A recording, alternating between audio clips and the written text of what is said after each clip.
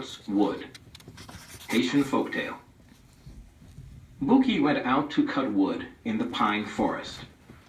He climbed a tree, sat on a branch, and began to chop with his machete.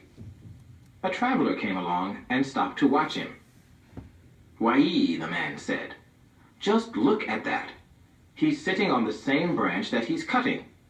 In a few minutes, the branch will fall and he'll be on the ground. How foolish can a person be?" Bouki stopped chopping. "Who is the stupid man that calls me foolish?" he called down. "Are you trying to foretell the future? Only God knows what is going to happen." The traveler said no more. He went on his way. Bouki resumed his chopping. Just as the man predicted, the branch broke, and Bouki came down with it. Bouki gave it some thought. "It was just as the man predicted," Bouki said. "He must be a bokor, a diviner." He jumped on his donkey and rode after the man. When he caught up with him on the trail, he said, "Bokor, you told the truth. I didn't know you were a diviner. You predicted the future, and it came out just as you said. So tell me one more thing. When am I going to die?"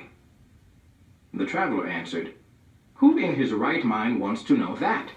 But if you insist, I'll tell you." He thought for a moment. "You'll die when your donkey brays 3 times, he said, and continued on his way. "Thank you, Bokor, thank you," Bouki called after him. Then he said to himself, 3 times. This donkey is braying all the time." And as soon as they started back, the donkey opened his mouth and brayed. "Stop! That's 1 already," Bouki shouted. The donkey brayed again. "Stop! Stop! That's 2 already," Bouki shouted. And as the donkey opened its mouth and stretched its neck to bray again, Bouki leaned over the animal's head and tried to push its jaws together. He struggled. The donkey struggled. Then it came. Another bray. "That's the end," Bouki said. "He brayed 3 times, therefore I must be dead."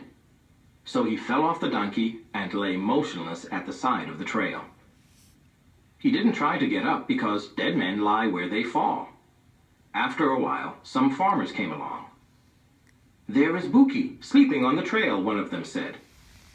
"No," another one said, poking Bouki with his hoe. "He must be dead."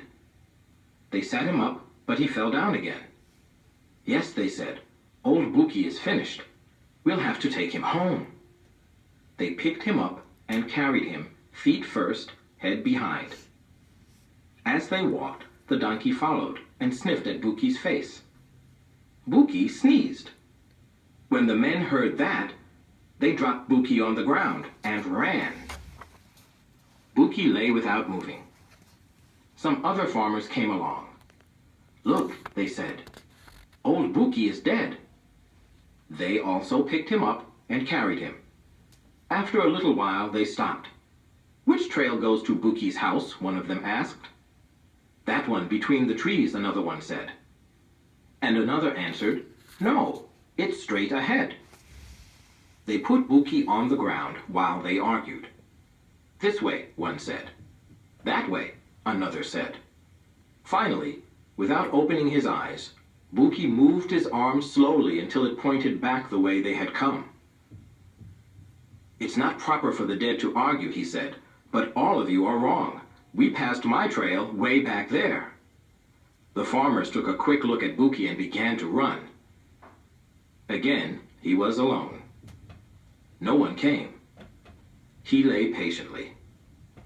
After a while, he felt a sensation in his stomach.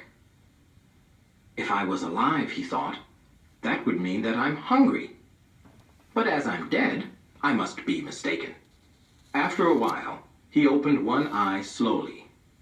He saw his donkey nuzzling an avocado that had fallen from a tree. "Leave it," Bouki shouted. He jumped to his feet and snatched the avocado away from the donkey. He opened it and ate.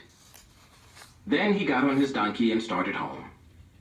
"Dead or not," he said, "I need a big bowl of rice and beans."